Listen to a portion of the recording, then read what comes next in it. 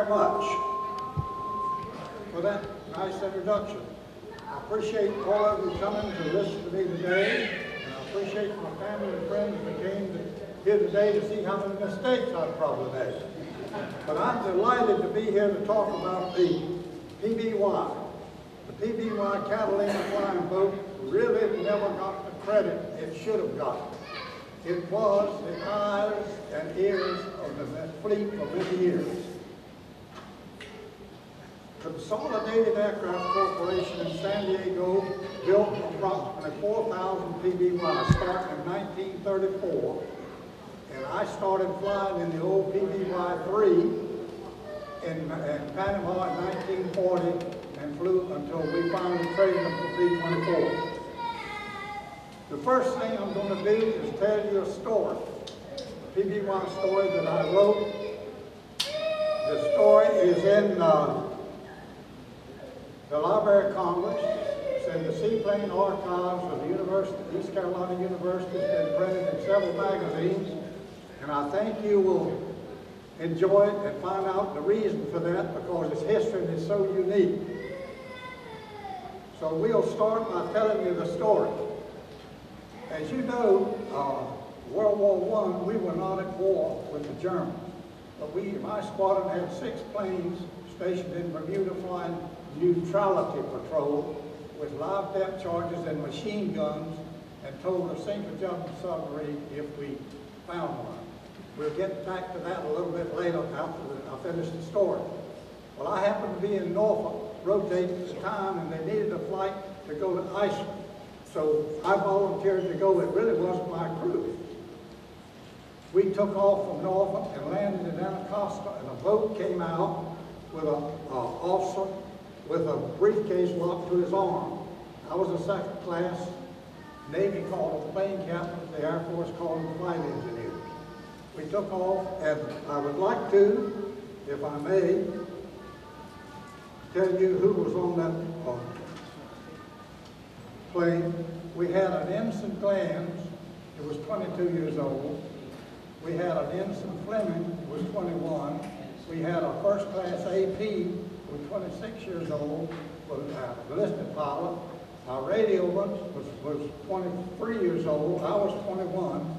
So it was really a young crew. We landed in Portland, Maine, and tied up behind the U.S. Nebula or Dependability, and spent the night, and it stormed and rained all night long. Well, the next morning we got up early without a weather report and took off for Argentina. We started flying, and we never saw the water or the sky until later on in the afternoon. The radio started acting up. They couldn't get bearings. It was a difficult time. So after several hours flying, the pilots began to get concerned. And I was getting concerned because I was watching my gas gauges. If you remember, you gentlemen that was in the PBYs know they had 2 gas gauges up front in the flight engineer panel and 2 in the back. And when the gas gauges in the front got empty, you were in serious trouble unless you found a landing spot pretty soon. But we kept flying and talking and wondering where we were. Everybody was doing his duty.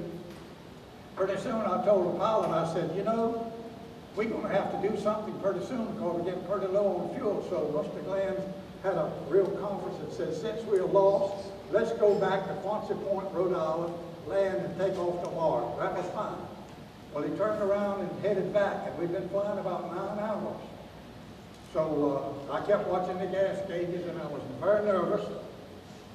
And finally, Mr. Glanz said, well, I said, I'll tell you, we're going to land in 30, 40 minutes because that's all the gas we have.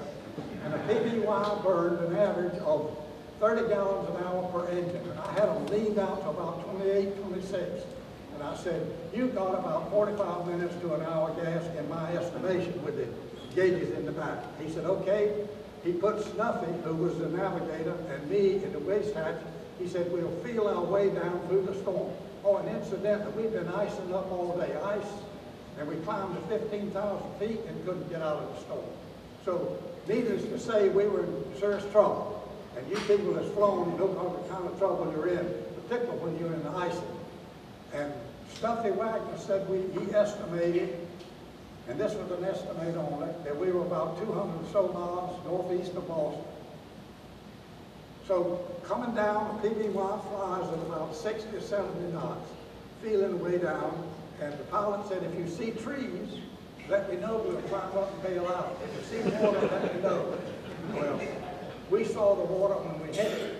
We hit the water, we bounced up, we hit it again, and a wave where it caved the bow in to the pilot's feet, breaking out the bombardier's window and did several other damages, and we came to a settle down in the water. And right away, the pilots came aft, ready to abandon ship. I had 2 5-man life rafts on that ship, on the plane. I tied a line on the raft, of course, threw it over the side, nothing happened. The other one blew up, so I had 8 men aboard and 1 5-man raft. And I know we were in serious trouble. Well, we were lucky. The plane would go down and water would come in, it would go up on a wave and it kind of run out. And there's an auxiliary power unit in the PBY, we call it a putt-putt. And you turn that on and that'll give you electricity for your radio, lights for the plane, and there was a small water pump on it, pumped a stream of water about so big. I fired that off and we started pumping water, and water was in the radioman's feet, and he started sending SOSs. Radio was acting up, and we had 2 buckets, plastic buckets, and as the water got in a little bit, we would bail a little, knowing we either kept that plane afloat, there was no room in a 5-man raft for 8 people. Everybody was quite concerned, and we went down about 4:30 in the afternoon after 9 and some hours flight time. Well, darkness came on early. Well, shortly after, we started shooting flares. You all know what those are, hoping somebody would see them. And we were all very concerned. And all of a sudden, YJ said, do you see the searchlights? We didn't see the searchlights. He said, Washington just got a message that they got us in the searchlight and they're picking us up. No searchlights. About an hour later, YJ said, hey, the light's on out there. They got another message, said, we're rescuing the crew. There was no lights out there. It was either a German submarine or somebody playing with us, and that was just before World War II, in October of '41, so we figured it was a German submarine. And if you remember correctly, we flew with loaded machine guns. So Mr. Glenn said, Bruce, said Jones, they didn't call you by your last name, he said, Jones, break out the machine guns. I said, for what? He said, if a German sub comes up, we're going to sink it. You can laugh about that. So I did what he was told, and luckily nothing came up. And this went on all night long. Every few hours we'd get a message, we're rescuing the crew. No, we weren't rescued. Well, about 4:30 in the morning, searchlight came on. It was a tramp steamer. It says, stand by to be rescued. And we didn't care what kind of flag it flew. We just wanted to get out of there. We were wet, we were cold, some of us were seasick. I generally get seasick, but I was too busy.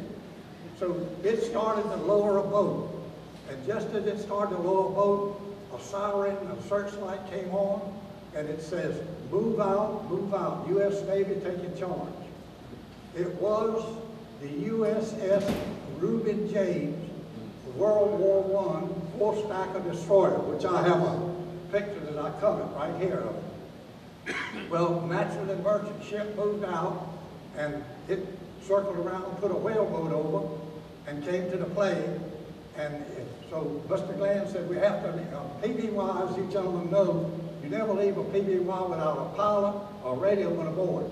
So YJ and Snuffy had to stay aboard, and we went aboard and got in that whaleboat in the sea in the darkness, raining, and went to the Reuben James. And it was rolling, so I stepped straight out from the whaleboat on the deck of the destroyer, and the sailors grabbed me and pulled me aboard. And the captain was a lieutenant commander. It seemed like he was an old man in those days. And he was talking to the pilot. He said, well, we'll get the other crew off, and then we'll bomb the plane and sink it. I said, sink it? And remember, I'm a second-class pilot. I said, wait a minute. Don't sink my damn airplane. I said, we flew that thing all night. It's a good airplane. Don't sink my cockpit airplane. Well, I knew I'd overspoke. So he said, all right, young man. He put me in a whaleboat with 2 coxswains and said, we'll put a line on it and tow it. Gentlemen, on the back of a PBY, there's an eye about this big to tow it out of the water. Try putting a hawser on an seaplane in the dark at sea in a whaleboat. But we got that thing on, and hooked it around and tied it to the destroyer, and they took YJ and Stuffy off, and the destroyer started towing us. Well, on that destroyer was two sailors that were brothers of my radioman, YJ Dyson. They had a reunion at sea. Those destroyer sailors, the greatest. They baked us a cake, they gave us the bumps, they were just so nice. We towed it, and a Cherokee, a real small ex-icebreaker seaplane tender out of Massachusetts, was sent out as soon as they got the message we were down. And it came on scene. We transferred the code officer to the, it was of course on the Reuben James. They transferred us to the Cherokee and hooked the airplane onto the Cherokee and sent the Reuben James north. We'll talk about that a little later. Well, they put mattresses and pillows on the back of that little old tugboat type thing, and he said, we'll pick the plane up. The weather had calmed down and the sea had calmed down, and there was a Chief Warrant Officer Mustang that was skipper of that thing, and a PBY has a horizontal lift on it and a pad eyes. And so I knew if you hooked that thing up, it was going to do this when you started picking up in the wave. So Mr. Glams and me and myself took the thing and hooked it up and told the skipper, said, when you tighten up, let us get off of this thing. Well, he said, tighten up. He said, hang on, boys, we're coming aboard. And that was the most horrible thing. The plane was doing this, but to make a long story short, we set that plane on the back of that little old ship, real easy, and went into Squadron, Massachusetts.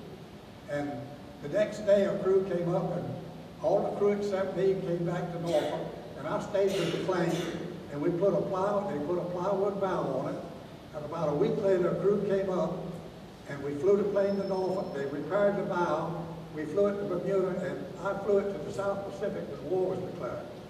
Now, let's get to back to the Reuben James. The Reuben James went north with the code officer, and we never heard from him. We figured he had some secret code or something for the British in Iceland. And the Reuben James went north, and Roosevelt assigned it to escort British ships. As you know, the Germans were sinking everything out there in those days. Well, and I've got the number here someplace. Oh. The German submarine came up and put 2 torpedoes in the Reuben James and blew it in half. There were 150 sailors aboard, and I think 44 survived. YJ lost his 2 brothers, and there was another 2 brothers on the ship, on the Reuben James. And we heard about that. We were back in Bermuda, and that was last of October. We heard about it, so we took up a collection and sent YJ home to Florida to be with his mother when she found out her sons were lost on the Reuben James. The Reuben James was the first American ship sunk in World War II. It was a reunion at sea by unexpected, and I put all this in writing, and I put it in there for my flight log, crash reports, or an incident that they called it pilot error because he didn't check the weather. So I put all that together, and it's a very interesting story. There's a copy in the library here, and I've told it to a lot of people, and some of you here has heard it before. It was so unique, and we were just plain lucky to be able to survive that. Now, I'd like to tell you about the crew. Mr. Glams went on through the war, 8th lieutenant, got out of the Navy, started flying with Pan American, and dropped dead walking out to his airplane when he was 42 years old. Mr. Fleming made captain, and I served with him several other times before I retired. He retired and taught school in San Diego for several years and passed away about 4 or 5 years ago. Snuffy Wagner, the AP, made commander in the Navy, and he had over 10,000 hours flight time when he was flying diplomats over the Andes Mountains in South America. He died of Alzheimer's. Stafford, my second mech, was in a PBY and a B-20 and a F4U ran together in Norfolk, and he died. The other radioman and the code guy, I don't know what happened to them. So to my knowledge, I'm the only survivor of that. So the story I'm telling is for me and what I've written. And I wrote it several years ago. That's why I have to have notes. I don't remember as well as I used to. I think I had cereal for breakfast this morning. I'm not sure.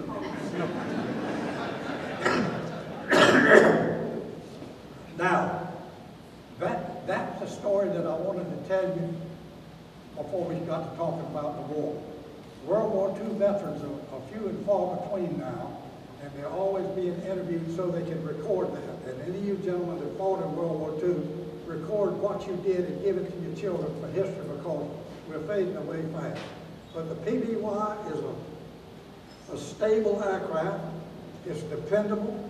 It'll do the job it was designed to do and bring you home. I was looking at my flight log just before I came here.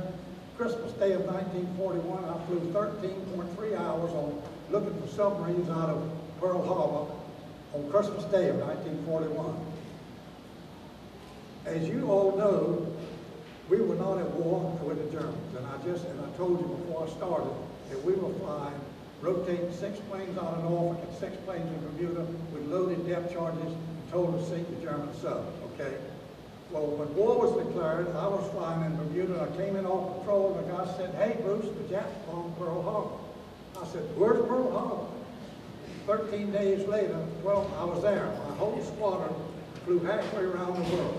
We were the first operating squadron to get to Pearl Harbor after the Japs attack. Well, they were glad to see us. We landed at Kaneohe. The flight was 19.6 hours. All 12 planes made it. In those days, a PBY could fly 28 hours without refueling. As soon as war was declared, they put self-sealing tanks in the PBY, and they could only fly about 15 hours without belly tanks to pump gas up to get you to Honolulu. So we made it fine and turned our planes over to the other squadron, and the day after Christmas, they moved us from Kaneohe to Pearl Harbor. Gentlemen, I thought we had lost the war. Everything was shot up. The Japanese strafed the mess hall, they strafed the parking lot. There was 2 planes in the bay at Kaneohe getting ready to take off for the Philippines. They strafed the planes and then strafed the crew swimming ashore. They weren't nice people. And everybody out there was anxious to get the Japs. So we started flying patrols out of Pearl Harbor. Every other day you were flying 10, 12 hours, and old planes were coming from everywhere. So they took our PBY-5s that we had, and the squadron went south and gave us old PBY-3s that were practically worn out, but they still would fly 8, 10, 12-hour patrols. It was a very dependable and stable aircraft.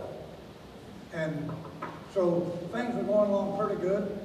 If you all know a little history, there's an island 700 miles northwest of Honolulu. Johnson Island has a little base there with sailors on it and so forth, and the fighter strip. Well, they sent, the Japs were coming up in a sub shelling this island. So they sent my plane out there to see if we could find the sub. We didn't find it, but he quit shelling. We got orders to come back to Pearl Harbor. Halfway back, I lost my starboard engine. He got the backfiring and cutting up, so we had to feather. And the pilot said, we got to lighten the load because we were coming in at night and we're going to do it on one engine. We got almost 300 miles to go. The first thing my second mech did was throw my toolbox over. I could have killed him. But we made it into Pearl Harbor. I told you that to tell you, to finish the rest of the story. I told the chief, I said, I'll tell you about the plane. He said, go pack your bag and catch it. The USS Henderson tomorrow to the West Coast to pick up new planes. I said, boy, that's great. Delivered it in San Diego, I couldn't wait. So we came to San Diego and picked up 6 new airplanes. The skipper of the squadron, Lieutenant Commander D.T. Day, was with us. We had a little handbag. And I remember my plane number 04466, the best airplane I ever flew. That airplane had 3350 engine, had 1830 engines made by Chevrolet. I could fly a 10-hour patrol and come in and take a handkerchief and wipe the oil off. It never backfired. It never failed to start. It just was a fine, stable, good airplane. Well, just as we were getting ready to fly back to Pearl Harbor, if you know history, the Japanese sent a task force to Aleutians and bombed Dutch Harbor to draw the American fleet to Alaska so they could conquer Midway. Well, our orders were changed and we got orders to go to Alaska. We flew from San Diego to Seattle. They put a torpedo on the plane and said, go find the Japs. And we went from Seattle to Cold Bay, Alaska, about 12, 13 hours with the torpedoes. There were 6 of us, and we gassed up. We gassed up from 50-gallon drums on the beach with hoses into the plane that was pulled up. Went on into Dutch Harbor and flew a few days looking for the Jap fleet. And gentlemen, if we'd have found it, I wouldn't be here today. You don't sink Jap ships with PBYs with a torpedo. They took the torpedo off and put depth charges on, and we were flying every day out of Dutch Harbor and the various islands. We never could stay at Dutch Harbor. They were afraid the Japs were going to attack again. And we were looking for the Jap task force, which had gone back towards Midway. And it was the weather. If the Japs didn't get you, the weather did. It was terrible. A day like this, you take off, an hour later you were stopped in, and there's a million little islands out in the Aleutians. And they would send us out, and we'd have to anchor out in a bay and go back to Dutch Harbor to get the gas up and clean up, and then go fly patrol and spend the night out because they didn't want to catch all the planes in the bay, which was good thinking. And let's put it this way, it was a trying time. But I was, in those days, when you were patrolling, if there was a ship in the area, a civilian ship, it had to be identified. So we were patrolling and we approached an Almanac Pass going into the Bering Sea. And I was on the lookout at the time, and I said to the pilot, I said, are we supposed to have a ship going through the Almanac Pass? He said, yes. I said, is there supposed to be a submarine shelling it? He said, no. And he said, battle stations. We headed. There was a Japanese submarine behind this ship shelling it. It didn't want to waste a torpedo. It was a Russian ship, and it was loaded with old Lockheed Hudson bombers on the deck, tied down, and all they had was a 50-gallon machine gun. And the water was splashing up like, well, we full bull, all 130 knots from the PBY, and the Japs saw us, and as they went under, we dropped all the depth charges, and a bunch of stuff came up and everything, but we never heard anything or got credit. But those people were really glad to see us, and they waved white flags at us and all that sort of thing. Because really, the Japs were sinking in Almanac Pass going into the Bering Sea on the Russian. And we were told when we took off, if you can't come back in, you're forced in, you can go to Russia. Our pilot said, we're not going to Russia, they'll take you prisoner. We'll land in the ocean and sit there and wait till the weather clears up and come and take it from there.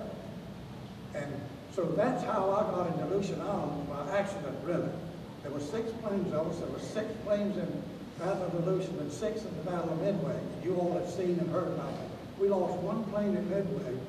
We lost 6 planes. We lost 2 planes in Alaska, 2 crews. 1 squadron lost 9 planes and 8 crews. And there's a gentleman here that his dad was in a squadron flying PBYs. It was a terrible time. And the Japs, and I wouldn't be talking to you here if the Japs had regular fighters up there. They had some fighter planes with floats on them. I don't know what kind they were, but when they flew at you, it looked like the wing was on fire. But they were afraid of the 50 calibers. You know, the tracer bullets, they would turn and fly away. And Nazan Bay is halfway between Dutch Harbor and Kiska. The Japs took over Kiska. And our job was to bomb and strafe the Japanese, okay? So we go to Nazan Bay, take off from there, bomb the Japs, and go back to Turtle Harbor to load with bombs, go back to Nazan Bay. There was a small Casco seaplane tender there, and that was one of the jobs we had to do. Most of our jobs in Alaska was flying, looking for ships and looking for submarines and combat.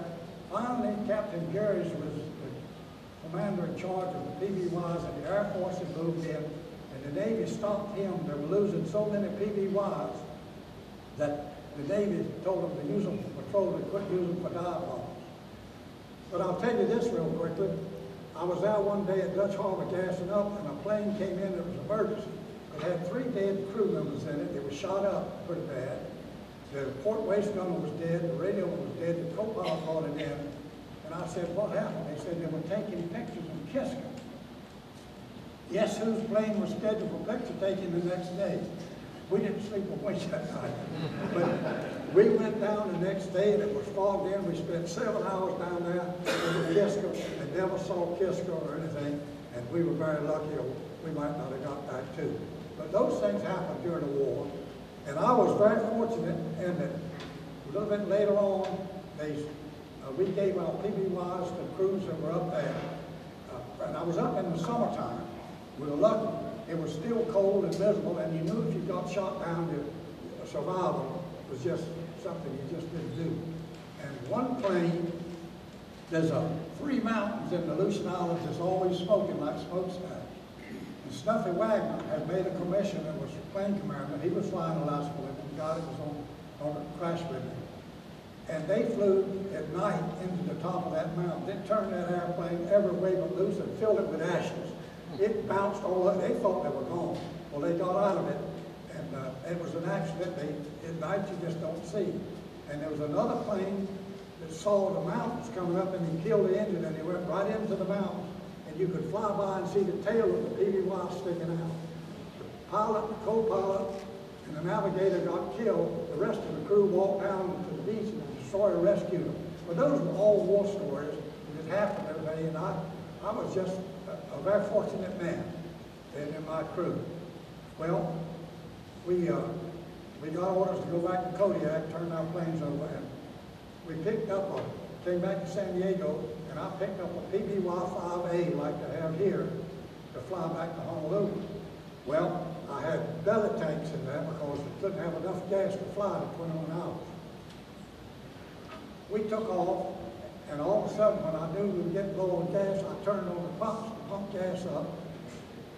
All of a sudden, nothing happened. The gas gauge was the same, and I smelled something, and the motors were hot. They weren't pumping any gas. I put my hand on the oil, blistering. So I told the pilot, I said, unless you want to land 200 miles short of Honolulu, we've got to go back to San Diego. I can't get the gas up. There was one other plane with us. So, and during the war, they had what you call barrier balloons. On steel cables at night, they let them up at San Diego and major cities, all the way up. Well, it was storming and raining, and we had to come back into San Diego, and we had the radio in and pull those things in. And after about, well, I think 12 or so, 13 hours, we finally landed in San Diego. And I told the O&R people, I said, look, when you check these pumps out, you put bypassers on it with wobble pumps. Because I'm going to wobble my way to Honolulu if I can't get gas up. But we flew on in, and that took 19.2 hours to fly. And that was a PBY 5A that I flew there. And that we didn't really do that much during the war, except every other day you went on a combat patrol, hoping to see the enemy, praying that you wouldn't see him, because there's not much you can do with a PBY except reporting, and that's what it was supposed to be, eyes and ears of the fleet. And it was an everyday flight, and everybody was flying. It wasn't just me, it was everybody. And we were all very glad when we got our orders to come back. And we came back, and I went to Barber's Point, Hawaii, and we gave our PBYs to a squadron and got Navy, Army B-24 4-engine Liberator. The first Navy squadron to get them, and I was a skipper's plane captain. So I said, well, this looks pretty good for us. And we were, and this will be interesting to you, it was the consolidated civilian pilots were training the pilots how to fly. Where do you think I got this gray hair? They stole those things. They did everything except loop them. But you know, after a week or so, you get used to it. And everything's going fine. And I wanted to be an AP, an enlisted pilot. So all of a sudden, the captain, who was Moffat, retired admiral, he was a lieutenant admiral, he said, Jones, you got orders to go to flight school. I said, good. He said, you can't go. You go to the Pacific with me. If we get back, I'll send you to flight school. I said, okay. We went to the Pacific. I made chief petty officer. They pulled me off a crew and put me in maintenance, and we need chiefs on the ground. You can fly anybody. I didn't argue because I'd been shot at and missed, so it was okay. I got in maintenance. The squadron lost 4 B-24. Came back in September of '43, and I stayed over there in maintenance and forgot all about it. I got back in the middle of '44, got married, settled down, and all of a sudden, at the end of the war, I got a set of orders to go to flight school as a cadet. I went to the maintenance office. I said, where in the world are these things going? They said, Captain Moffat in Washington, Simpson. That gentleman didn't forget. But my wife and I discussed it, and we decided I'd had enough flying. Everything was happy the way it was, so I turned it down. And I'll finish up by saying we had squadron reunions, which I don't go to anymore because there's no one left that flew with me alive. Because July the 30th, I'll be 92, and feel very lucky. So any way you cut it, you were in the war, you did what you were supposed to do, and take your orders just like everybody else does. And I can't praise the PBY enough. It was a stable airplane, it was a good airplane, and the Black Cat squadrons were formed when I was on Esprit de Santa. When I came from the Pacific, I left Guadalcanal, and my maintenance unit that I left there went all the way to the Philippines, taking care of B-24s to the war end. But the Black Cat squadrons, the PBYs, were painted a solid black. They gave the Japanese a fit, but they were the craziest people in the world. They only flew at night, and I'm telling you, they racked up a lot of Jap ships at night, because you couldn't see them. You didn't know they were there. And we moved on up to Guadalcanal, and I got back. And that just about ends my talk. We've had hangar talks before about fighter pilots that shot down a lot of planes. We've had tail gunners. None of that for me. Just I was in the war, I did my job, was very lucky to be back, and I'm just very proud that you all come to listen to an old timer tell a few sea stories. And I hope this story I told you about the Reuben James, the USS Reuben James, I hope that you, the prettiest thing I ever saw in my life. I'm a member of the Reuben James reunion. They have a memorial up in Portland, Maine, with all the pictures and everything, which I joined in some of the little donation. And they have a reunion every year. Of course, all of the people that were on the Reuben James have passed away, but I did contact one of the gentlemen that was still alive, and he remembered us. He said, "You Airedale were sure happy to see us." So I was an 18-year-old sailor, and he said there was two other brothers, the YJ brothers, were lost on that ship. And so I joined their reunion. I get a letter from them when they have a reunion, but I don't know anyone, so I don't attend. So his man's going to go around. If you have some questions, I'll try to answer them. But that concludes my talk. Ladies and gentlemen.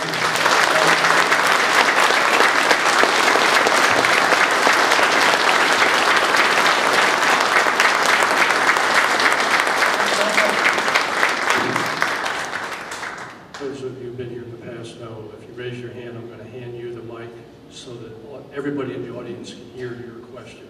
We have plenty of time, and here's the first one. Where did the PBY carry its armament? Under the wings. Under the wings.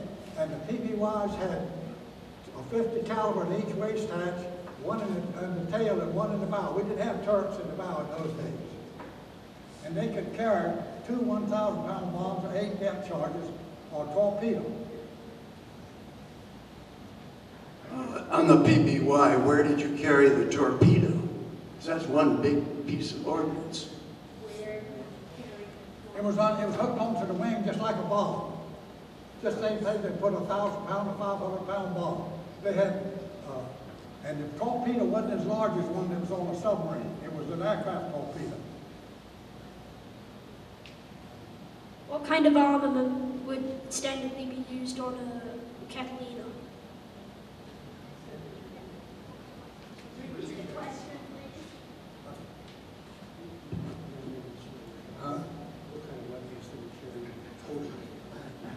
Totally, it carried 50 caliber machine guns, 2 of them, 2 30 caliber machine guns. It would carry 8 depth charges, 4 500-pound bombs, or 2 1,000-pound bombs, and a torpedo, but not all at one time, of course. That was the armament the plane had, and there was no armament on the plane at all at that time.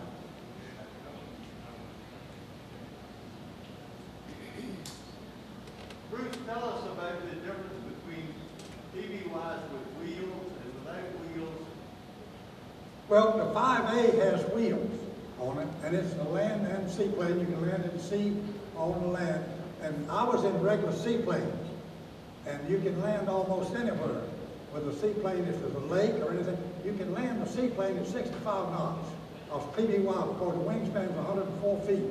And when it moves, when you fly, it'll do a lot of this, so you floats on the end that you lower so that you won't tip it. And in flying over the years, I had a little over 1,700 hours in the Catalina, and you run into some things that are quite hairy sometimes, and you can do that in the B-17 or any airplane that you fly. You're going to run into certain things. We flew into dead-end canyons in Alaska, you landed just before we crashed, and all that sort of thing can really, well, to make a long story short, we had a guy in Sunny Point, Alaska. We were stationed there at the time, out in Aleutians. He had acute appendicitis. We were flying to Dutch Harbor. Well, we got in the worst weather you've ever seen. And in those days, they had a little radar sticking out of the side of the PBY. It was brand new. And Swede Hansen was my radio. And he would tell the pilot we were flying, and he said, move over to the left, you got a mountain on the right-hand side.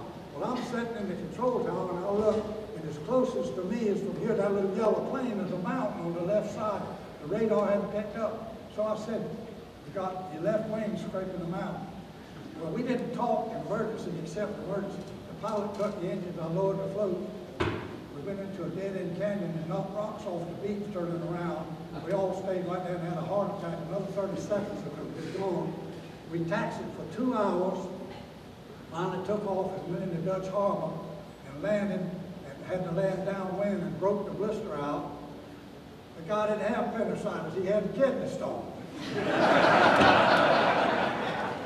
But we made that out, and things like that happen to you.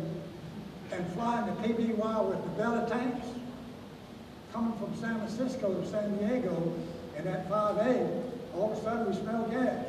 One seam had split and gas is spewed into the bilges of the PBY. So right away I told the pilots to turn off all electricity. We got gas in the bilge. The radio would shut everything down. And I said, I'll crank the floats down. And they opened all the windows, and we landed in San Diego with pilots with their head out the window. And about that much 100 octane, all of us scared to death, and the boats came out and got us. They fixed us up and we flew to Honolulu. But little things like that can cause you to be gray-headed. That's why they pay you 50% flight pay, and the submariners get it too. Okay, gentlemen, that does it. Thank you so much.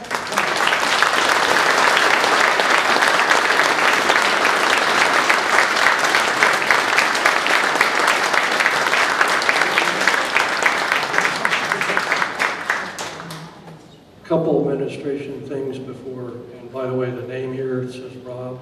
In about 30 seconds, I'm going to say something. I'm not Rob, okay? Just forget that, I'm Bill. Up here at the table, we have different docents here. We use different terms, autograph card or bio card. And Bruce is going to sign them if you want them. A lot of you already picked them up. Okay, the reason my name's Bill. I have the unenviable job to tell you that we cannot fly the PBY. And a bunch of heads went, yep. And for the people that didn't go yep, the runway is grass. And it's too soft. It's that simple. The owner, the director of the fighter factory, and the facilities manager, and the senior docent, and if one of the other senior docents is here, I'm not getting into that argument. They're all outside, and they're not going to be able to fly the PBY. But they're going to fly the Stearman, the yellow plane that Bruce referred to. And now, if you have a family membership, please raise your hand, because I just want to talk to those folks. Okay, you got a goodly amount.